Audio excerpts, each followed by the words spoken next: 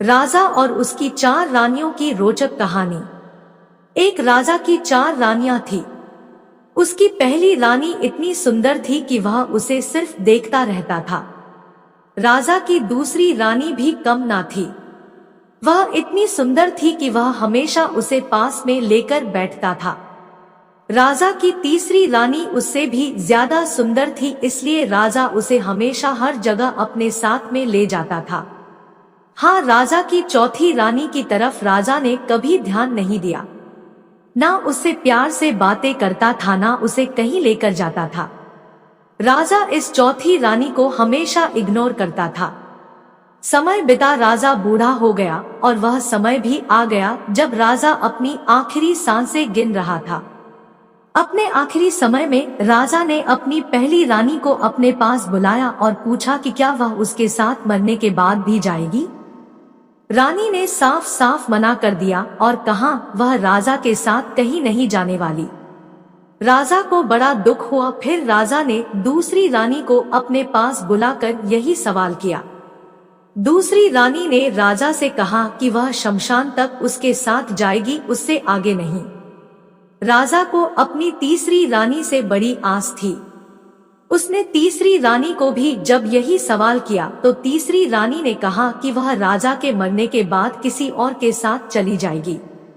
राजा अपनी तीनों रानियों का जवाब सुनकर बड़ा दुखी था और सोच रहा था कि जिनके पीछे उसने अपनी सारी जिंदगी लगा दी वही उसका साथ देने के लिए तैयार नहीं है, तो चौथी रानी जिसे उसने कभी महत्व नहीं दिया, वह क्या साथ देगी।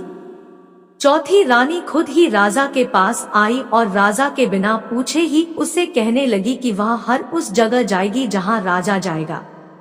स्वर्ग हो या नर्क, कोई भी प्राणी का जन्म हो, वह कभी राजा का साथ नहीं छोड़ेगी। अपनी चौथी रानी का जवाब सुनकर राजा की आंखों से आनंद के आंसू आ गए और उसने खुशी खुशी अपने प्राण त्याग दिए। दोस्तों, कौन था वो राजा? कौन थी वो 3 रानियां जिन्होंने राजा को आखिरी समय में ठुकरा दिया? और कौन थी वह चौथी रानी जिसने इतना ठुकराए जाने के बाद भी राजा का साथ अंतिम समय तक दिया? राजा कोई और नहीं, हम स्वयं है। पहली रानी हमारा शरीर है जो मृत्यु होते ही हमारा साथ छोड़ देता है। दूसरी रानी हमारा परिवार, रिश्तेदार या समाज जो शमशान भूमि तक साथ देता है। तीसरी रानी जो मृत्यु के तुरंत बाद किसी और के साथ चली जाती है, वो हमारा धन है। अब सोचिए चौथी रानी कौन होगी जो हमेशा हमारे साथ जाएगी और जिसको हम कभी महत्व नहीं देते।